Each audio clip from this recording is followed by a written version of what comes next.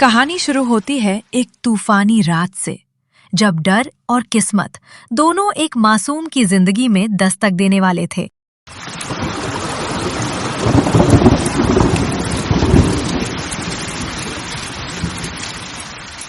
रुक जाओ, बच्ची हमारे हवाले करो।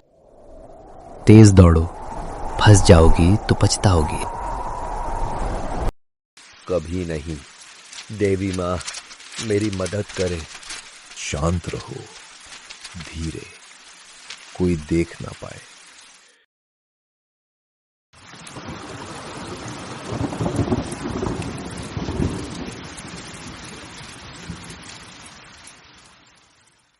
वो रहा बुड्ढा। माँ दुर्गा, मेरी आखिरी दुआ, इसे बचा लो। इस तूफानी रात में एक मासूम ने दुनिया में कदम रखा, जिसकी किस्मत में साहस और संघर्ष लिखा था। माँ दुर्गा, कृपा करना, इस मासूम को सुरक्षित रखना। मैं अब नहीं बचा सकता, पर आप बचाइए। और इसी रात से शुरू हुई अनाया की कहानी, जिसे कभी नहीं पता था कि उसकी किस्मत कितनी बड़ी होगी।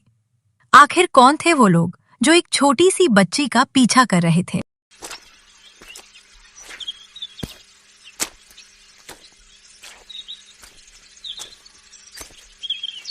हे राम, ये बच्ची कौन तुम्हें यहाँ छोड़ गया? इतनी छोटी और इतनी अकेली। मैं भूखी हूँ।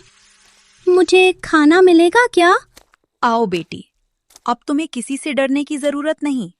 देवी की कृपा से तुम्हारा घर ये मंदिर होगा।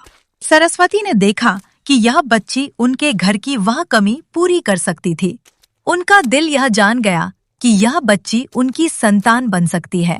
मेरी कोई संतान नहीं, शायद देवी ने इसे मेरे पास भेजा है। अब ये बच्ची मेरी बेटी होगी। धन्यवाद, मैं अब डर नहीं रही। तुम सुरक्षित हो बेटी, देवी की कृपा तुम्हारे साथ है। अब तुम मेरी बेटी हो। और इस तरह अनाया ने अपने जीवन में पहला घर पाया, और सरस्वती ने पाया वो प्यार जो उनकी संतान से नहीं मिला। सरस्वती के पति ने भी अनाया को अपना लिया। धीरे धीरे अनाया बड़ी हो गई हो। 12 साल गुजर गए। अनाया अब चंचल, समझदार और बहादुर लड़की बन गई थी। अनाथ, अनाथ, तुम्हारा कोई नहीं है। सरस्वती चाची कहाँ से उठा के ले आई?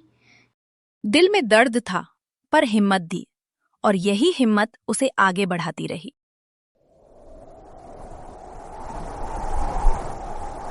ये कौन है? रोज रोज यहाँ क्यों आता है? कहीं मुझे डराने के लिए तो नहीं?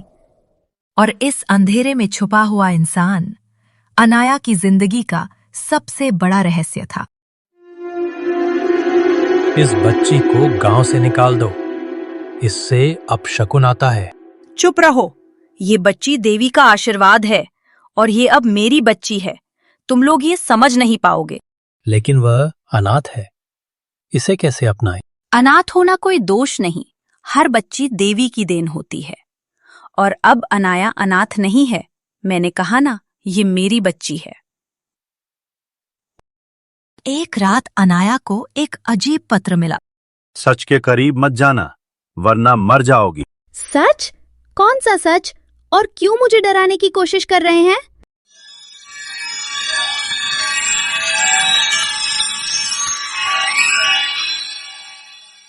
शायद यही वो जगह है, यही असली राज छिपा है।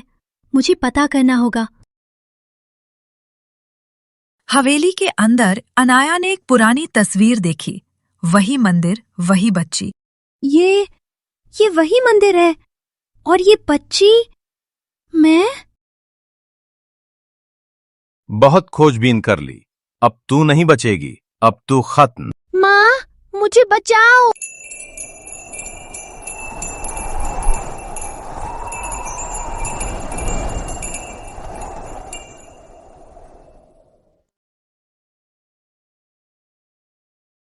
तो ये सब मेरे माता पिता की संपत्ति से जुड़ा है? मैं उनकी वारिस हूँ? सच धीरे धीरे सामने आया, और ये अनाया की जिंदगी बदलने वाला था। बाबा, आप मुझे कुछ याद है? कैसे आपने मेरी जान बचाई थी? बेटी, मैं तेरे पिताजी के यहाँ काम करता था। उनके पार्टनर ने पैसों के लालच में उन्हें मार दिया था और तुझे भी मारना चाहते थे।